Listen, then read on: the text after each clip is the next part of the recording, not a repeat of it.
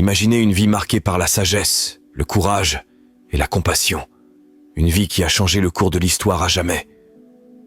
Aujourd'hui, je vous invite à explorer les moments les plus impressionnants de la vie du prophète Muhammad. Paix et bénédiction soient sur lui, le dernier messager envoyé à l'humanité.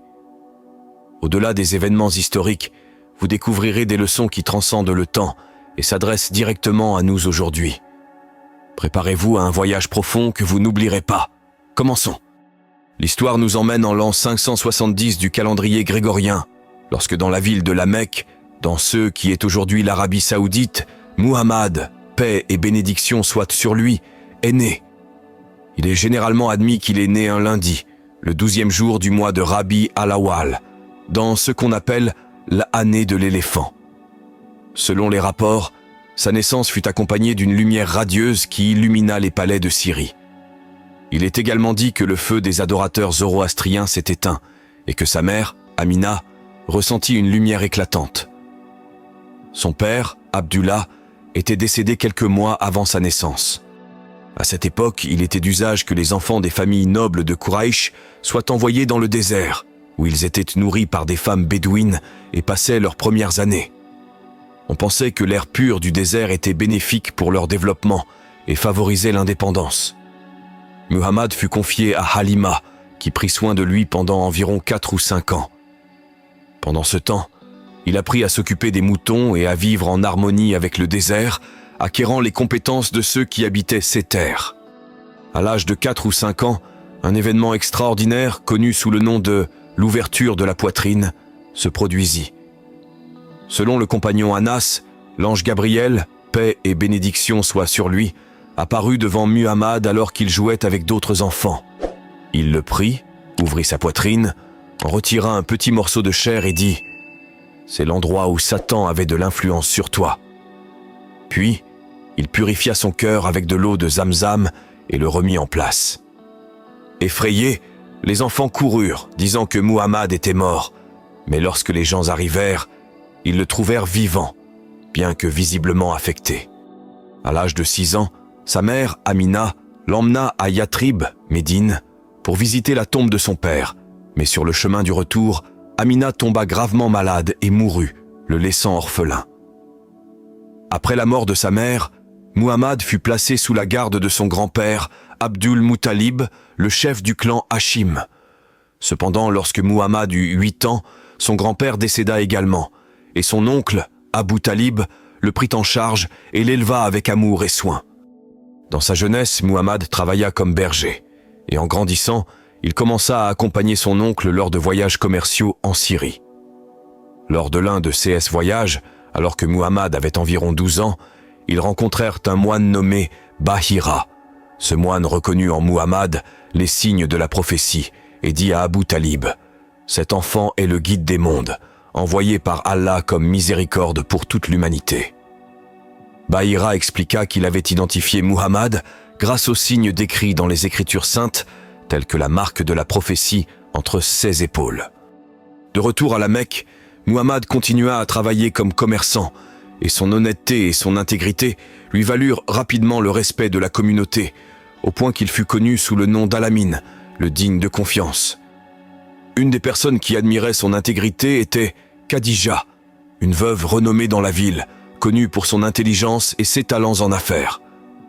Impressionnée par la réputation de Muhammad, elle l'engagea pour une mission commerciale en Syrie.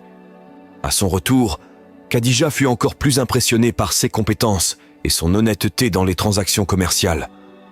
Reconnaissant son noble caractère, Khadija envoya une proposition de mariage à Muhammad, qui avait alors 25 ans, tandis qu'elle en avait 40.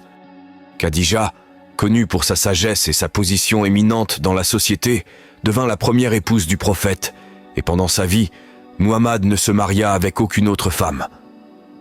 Allah les bénit avec 6 enfants, 4 filles et 2 fils. Cependant, les 2 fils décédèrent en bas âge, tandis que les filles survécurent jusqu'au début de l'ère islamique. De tous ces enfants, Fatima fut la seule à survivre à Muhammad, bien qu'elle mourût quelques mois après son père. Ceux qui traversent des épreuves devraient se souvenir des difficultés endurées par le prophète Muhammad, paix et bénédiction soient sur lui, qui perdit la plupart de ses enfants au cours de sa vie. persécuté et rejeté pour avoir prêché la vérité, qui peut prétendre avoir enduré plus que le messager d'Allah. Malgré ces défis, Muhammad était respecté dans sa communauté pour sa générosité et sa sagesse. Sa vie semblait destinée au succès, avec un avenir qui promettait la stabilité pour son clan. Beaucoup auraient pu s'attendre à ce qu'il devienne l'un des leaders les plus influents de la Mecque, peut-être se retirant à la fin de sa vie à l'ombre de la Kaaba, comme son grand-père avant lui. Cependant, bien que sa position sociale fût respectable, Muhammad devenait de plus en plus préoccupé par l'état spirituel de son entourage. En tant que descendant des prophètes Abraham et Ismaël, il savait que la Kaaba avait été érigée comme un lieu exclusivement dédié à l'adoration d'Allah, sans autre divinité. Bien qu'elle fût connue sous le nom de Maison d'Allah, des idoles représentant de faux dieux avaient été placées à l'intérieur, et certains habitants de la Mecque les considéraient comme des intermédiaires entre eux et Allah. Bien que beaucoup dans sa société soient tombés dans le polythéisme, Muhammad, fils d'Abdullah, continuait à chercher la vérité pure. Bien qu'il n'eût pas encore reçu la révélation, le moment approchait où il deviendrait le prophète d'Allah. Avant de plonger dans cet événement clé, il est important de se rappeler que la vie prophétique de Muhammad est divisée en 2 grandes périodes, les 13 premières années à la Mecque et les 10 dernières années à Médine, soit un total de 23 ans de mission. À l'âge de 40 ans, il fut béni par la révélation divine, et dès lors, il consacra le reste de sa vie à transmettre le message d'Allah jusqu'à sa mort à l'âge de 63 ans. À l'âge de 40 ans, il ressentit le besoin de se retirer de l'agitation de la ville et commença à se retirer dans une grotte à environ 4 kilomètres de la Mecque, appelée la grotte de Hira, sur le mont Jabal al-Nour. Avec des provisions pour se soutenir, il passa des jours à méditer sur la création d'Allah et les signes de l'univers.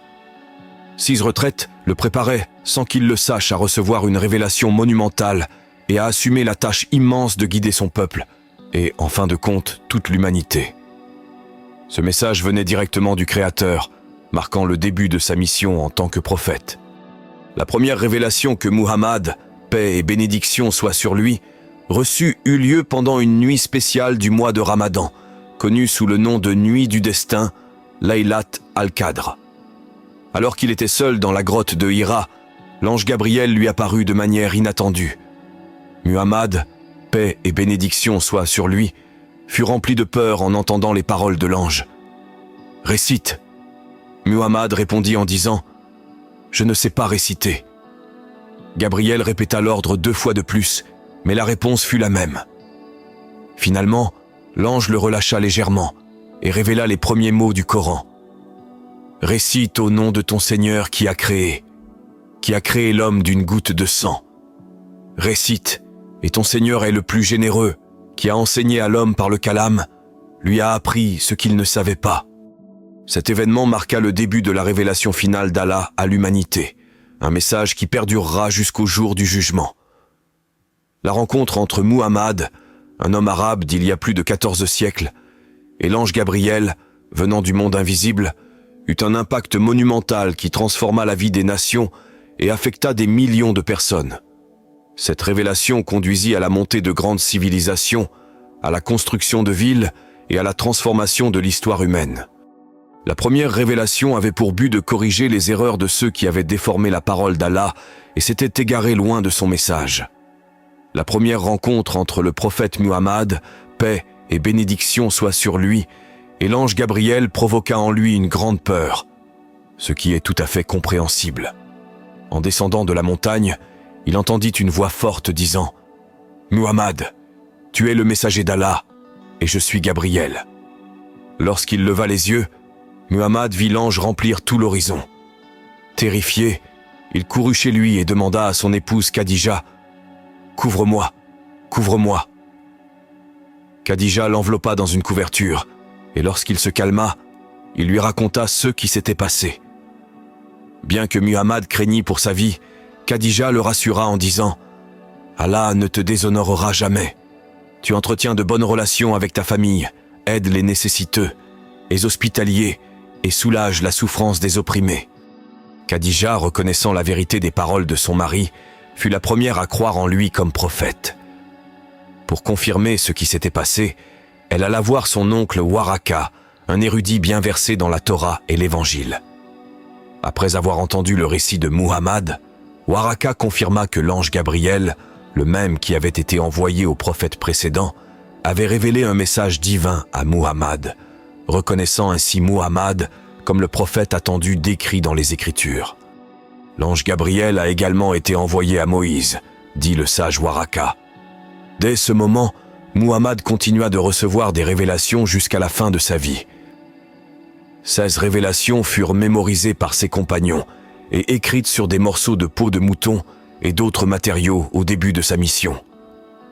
Le prophète commença par prêcher à sa famille la plus proche et à ses amis de confiance. Khadija fut la première femme à embrasser l'islam. Le jeune Ali, son cousin, fut le premier enfant à accepter le message, et Zaïd, son esclave affranchi, fut le premier parmi ses serviteurs.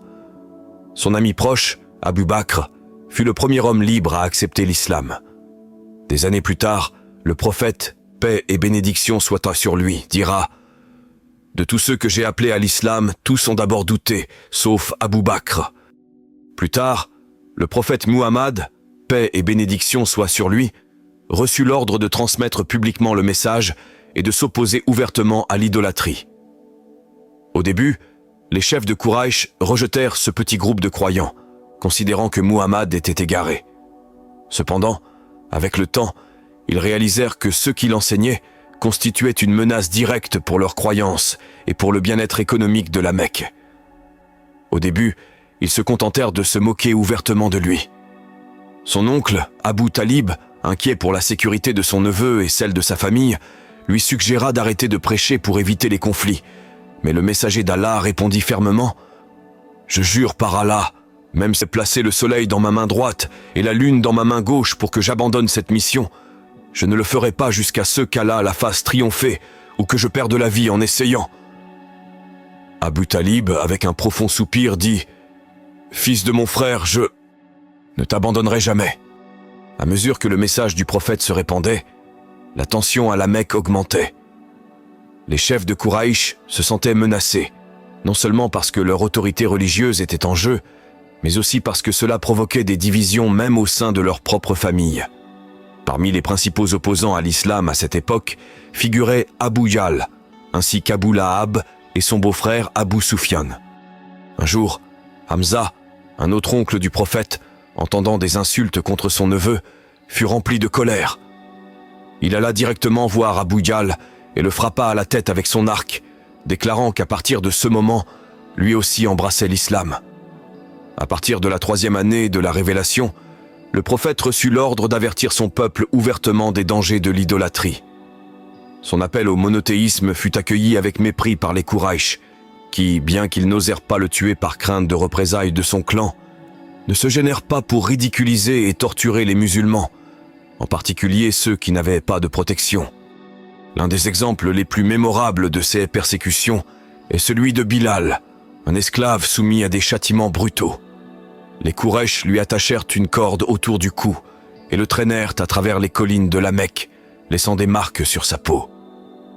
Umayya le battit sévèrement et, sous le soleil brûlant, le força à s'allonger sur des pierres brûlantes, plaçant une lourde pierre sur sa poitrine, tout cela dans le but de le faire renoncer à sa foi.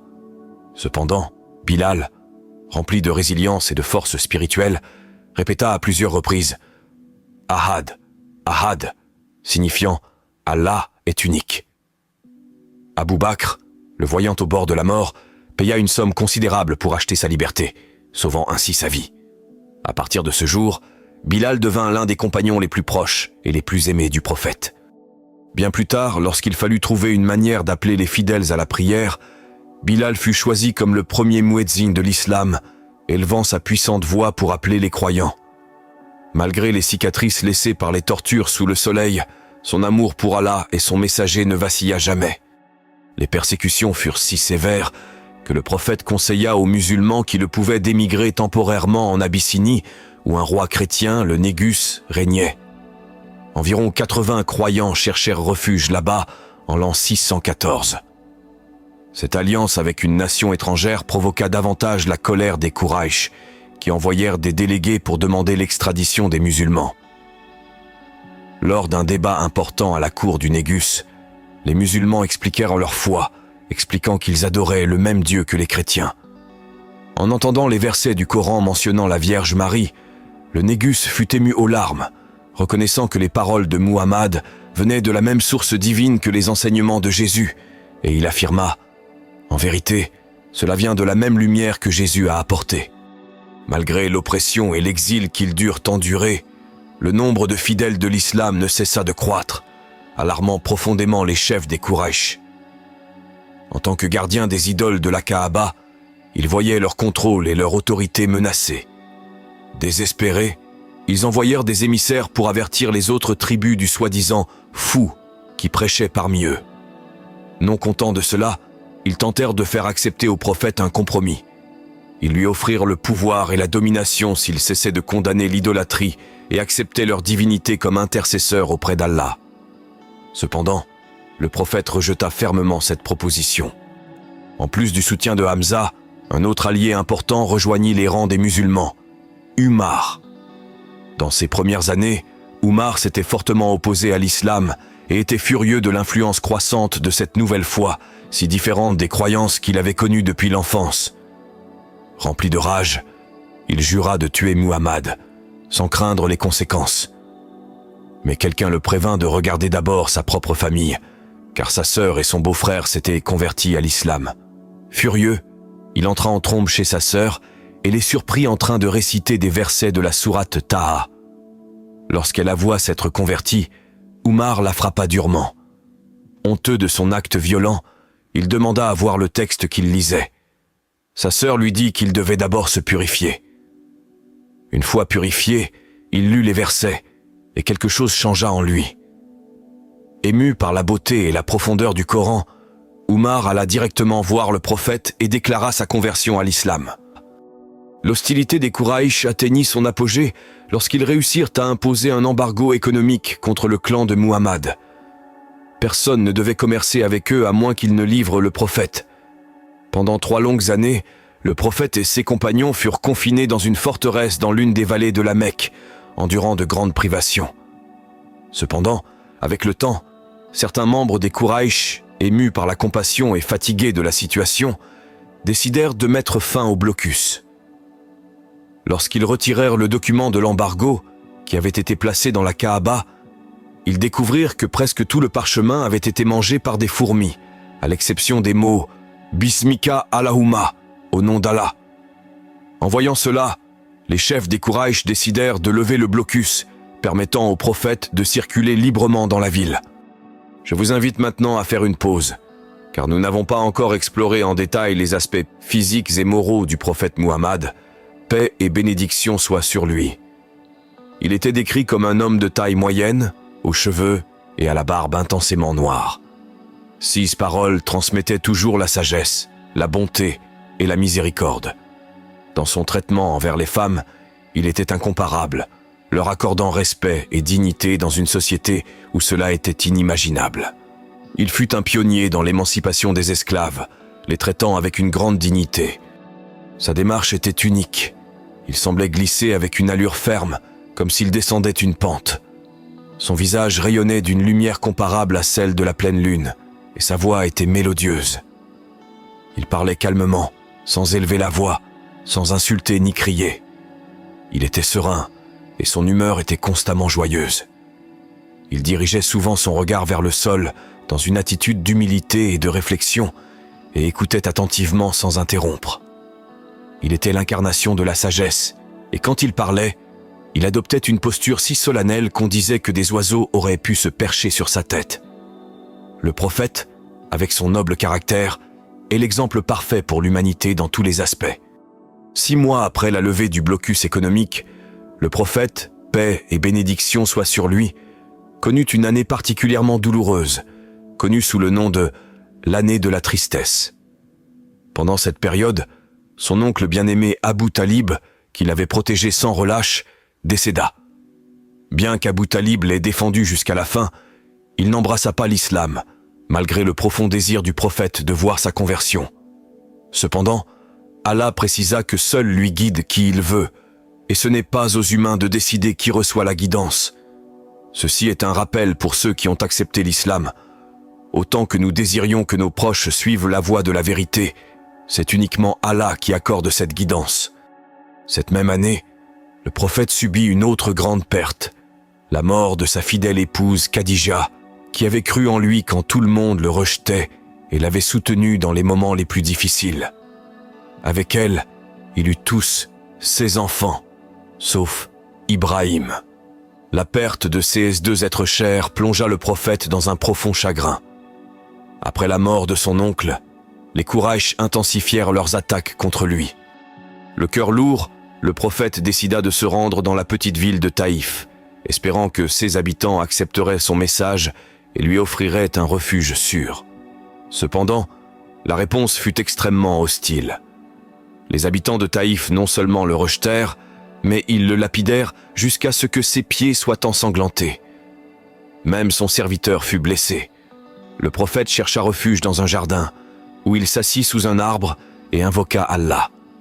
À ce moment-là, l'ange Gabriel apparut et proposa, avec l'aide de l'ange des montagnes, de détruire les habitants de Taïf pour leur cruauté. Cependant, le prophète, montrant sa miséricorde infinie, répondit « Je demande à Allah le Tout-Puissant que de leurs descendants viennent des gens qui l'adoreront sans rien lui associer. » Telle était la compassion du messager d'Allah, même au milieu de sa propre souffrance. Malgré les difficultés, le prophète ne perdit jamais espoir ni sa foi en Allah. Au 11e an de la mission prophétique, il épousa Aïcha. Peu après, il vécut l'Isra et le Mirage, où il monta aux cieux et rencontra plusieurs prophètes, tels que Jean, Jésus, Joseph, Idriss, Aaron, Moïse et Abraham. Paix et bénédiction soient sur eux tous. Au 7e ciel, il fut amené en présence d'Allah, qui établit l'obligation des 5 prières quotidiennes pour la communauté musulmane. Après cela, une tentative d'assassinat fut planifiée contre le prophète, mais une délégation de la ville de Yathrib, aujourd'hui Médine, située à environ 400 km de la Mecque, offrit refuge à lui et à sa communauté. Après 13 ans de prédication à la Mecque, la migration vers Médine marqua le début du calendrier islamique. Malgré les persécutions, le nombre de croyants ne cessa de croître, incluant les Ansars, les habitants de Médine qui offrirent leur soutien inconditionnel aux musulmans. Le voyage vers Médine ne fut pas sans danger. À cette époque, les pèlerins ne disposaient pas des moyens de transport modernes, ni des commodités que nous connaissons aujourd'hui. Les voyages étaient ardus, avec des moyens rudimentaires, et de plus, les Quraysh envoyèrent des personnes pour capturer le prophète. Pendant le voyage, le prophète et son fidèle compagnon Abou Bakr se cachèrent dans une grotte pendant 3 nuits. C'est à ce moment-là que le prophète dit à Abou Bakr « Que penses-tu de 2 personnes si Allah est le 3e avec elles ?» Et Allah révéla le verset « Ne sois pas triste, car Allah est avec nous. » Après plusieurs jours de voyage par des routes peu connues, le prophète, paix et bénédiction soient sur lui, ainsi que ses compagnons, atteignirent un endroit près de Yathrib appelé Kouba. Là, il décida de rester quelques jours et, pendant ce temps, il établit la première mosquée de l'histoire de l'islam. Peu après, il se dirigea vers Médine, où la construction de la mosquée du prophète commença. Cet endroit n'était pas seulement un espace de prière, mais aussi un centre d'apprentissage où les musulmans étudiaient leur religion. Le bâtiment était modeste, construit avec des troncs de palmiers et recouvert de branches. Après 13 ans de persécution et de privation à la Mecque, la mission du prophète entrait dans une nouvelle phase. Au cours de la 2e année après l'hégire, Allah lui ordonna de changer la direction de la prière, Qibla, qui jusqu'alors était orientée vers Jérusalem, la redirigeant vers la Kaaba à la Mecque. Pendant longtemps, les musulmans avaient été pacifiques et patients face aux agressions. Cependant, à partir de ce moment, ils commencèrent à former des alliances avec diverses tribus et à exercer une pression sur les Quraysh. Cela culmina avec la première grande confrontation de l'islam, la bataille de Badr. Bien que les musulmans fussent bien moins nombreux que les Quraysh, ils remportèrent une victoire décisive, aidés par le soutien d'Allah. 1 an plus tard, une armée de 3000 hommes partit de la Mecque avec l'intention de venger la défaite de Badr et de détruire Médine. Bien que les musulmans aient initialement pris l'avantage, la désobéissance d'un groupe d'archers, qui abandonnèrent leur position, permit aux Quraysh de contre-attaquer, entraînant une défaite pour les musulmans. Pendant cette bataille, le prophète fut blessé et plusieurs de ses compagnons perdirent la vie. L'un des moments les plus douloureux fut la mutilation du corps de Hamza, l'oncle du prophète, par Hind, l'épouse d'Abu Sufyan. La défaite lors de cette bataille affecta la réputation des musulmans parmi certaines tribus arabes et juives de Médine, qui leur avaient auparavant montré de la sympathie. Malgré ces revers, le prophète poursuivit sa mission, prenant des mesures contre ceux qui trahissaient les accords. C'est pendant cette période qu'il rencontra Safiya, qu'il épousa par la suite. Abu Sufyan, l'un des chefs les plus influents des Quraysh, comprit qu'il ne pouvait prolonger la lutte indéfiniment. Il savait que soit il battait définitivement les musulmans, soit il perdrait à la guerre. Utilisant ses compétences diplomatiques, il commença à rassembler diverses tribus bédouines, dont certaines hostiles aux musulmans, dans le seul but de les détruire.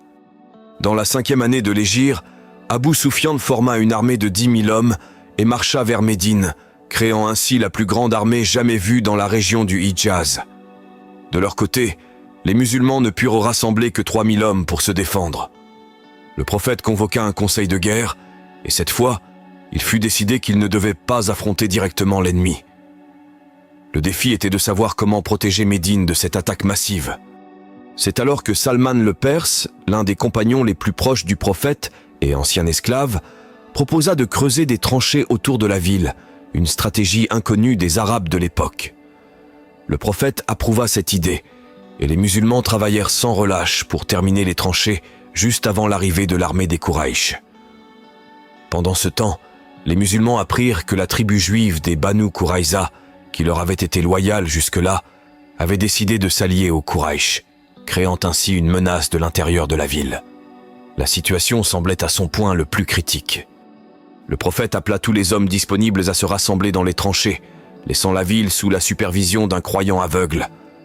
Les ennemis furent accueillis par une pluie de flèches, se heurtant à l'obstacle inattendu des tranchées.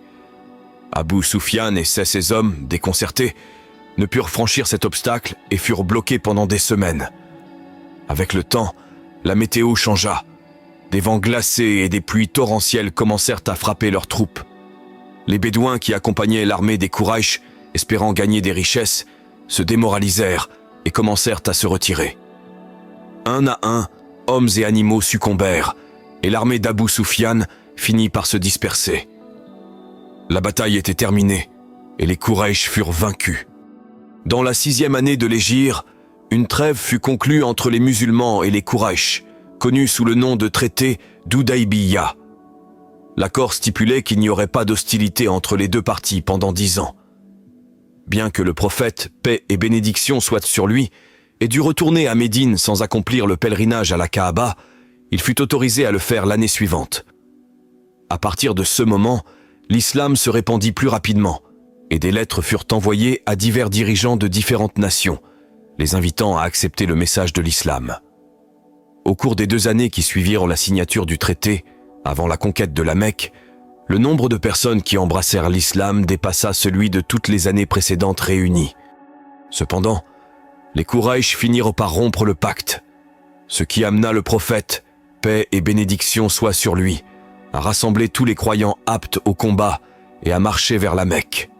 Les Quraysh, remplis de peur, se préparèrent à se défendre, mais furent rapidement dépassés sans effusion de sang. Lorsque le prophète entra à la Mecque en conquérant, il ne chercha pas à se venger, malgré les injustices et atrocités que les Quraysh avaient commises contre les musulmans. Au lieu de cela, il proclama une amnistie générale, surprenant et soulageant la population. La plupart des habitants prêtèrent rapidement allégeance à lui. Le prophète ordonna le retrait de toutes les idoles de la Kaaba et déclara « La vérité est venue et le mensonge a disparu, car le mensonge est destiné à disparaître. » Enfin, l'appel à la prière résonna dans toute la ville. Cependant, aucun humain n'est éternel. Le prophète, paix et bénédiction soient sur lui, savait que sa rencontre avec son Créateur était proche. Dans la 10e année de l'hégire, il entreprit le voyage vers la Mecque accompagné de 90 000 musulmans de toute l'Arabie pour accomplir le Hajj. Ce pèlerinage, marquant le triomphe d'un vieil homme, épuisé par des années de lutte et de sacrifice, fut entouré d'une atmosphère de gloire. Comme un anneau de lumière s'éteignant lentement, il enveloppa le monde mortel de sa radiance réconfortante. Le prophète accomplit son dernier pèlerinage, connu sous le nom de pèlerinage d'adieu. Au cours de ce pèlerinage, il monta sur le mont Arafat et prononça son dernier sermon devant une foule de musulmans, leur rappelant leur devoir envers Allah et que, un jour, ils seraient tous responsables de leurs actions devant lui. À la fin de son discours, il demanda « Ai-je transmis le message ?» Et la foule répondit en chœur « Oui, par Allah ». Alors le prophète dit « Ô Allah, sois témoin », confirmant qu'il avait accompli sa mission. L'islam était désormais fermement établi, et dans les années qui suivirent, il se répandit de manière remarquable. Un jour, le prophète, paix et bénédiction soient sur lui, tomba malade. Il fut conduit à la mosquée, enveloppé dans une grande couverture, et certains de ses compagnons remarquèrent les signes indiquant que son départ était proche. Malgré sa souffrance, le prophète récita les sourates protectrices du Coran, et quand il ne put plus le faire, son épouse continua à réciter pour lui. Cela nous montre les grands bienfaits de ces sourates, notamment en temps de maladie. À l'âge de 63 ans, le prophète décéda dans sa maison à Médine, ne laissant derrière lui que quelques possessions terrestres. Abou Bakr, s'adressant à la communauté, dit « Ceux qui adoraient Muhammad, sachez que Muhammad est mort. Mais ceux qui adorent Allah, sachez qu'Allah vit et ne meurt jamais. » L'héritage du prophète Muhammad, paix et bénédiction soient-tu sur lui, a laissé une marque indélébile sur les cœurs et les âmes de millions de personnes. Il est l'exemple suprême de conduite et de vertu pour toute l'humanité. Dans le Coran, Allah dit « Ô humanité, je suis le messager de Dieu pour vous tous. » En ces temps difficiles, les musulmans doivent s'accrocher à deux choses, le Coran et la Sunna du prophète Muhammad, paix et bénédiction soient sur lui. J'espère que cette vidéo vous a donné une compréhension plus profonde et vous a été bénéfique. Peut-être avez-vous appris quelque chose de nouveau, ou vous êtes-vous rappelé des aspects oubliés de la vie de notre bien-aimé prophète, paix et bénédiction soient sur lui. Pour ceux qui aiment lire, n'hésitez pas à consulter des biographies comme Le Nectar cacheté de Safiur Rahman al-Mubarakpuri et d'autres ouvrages de savants renommés. Allah sait mieux. N'oubliez pas de partager cette vidéo, de vous abonner ou de mettre un like. Que la paix et les bénédictions d'Allah soient sur le prophète, sa famille et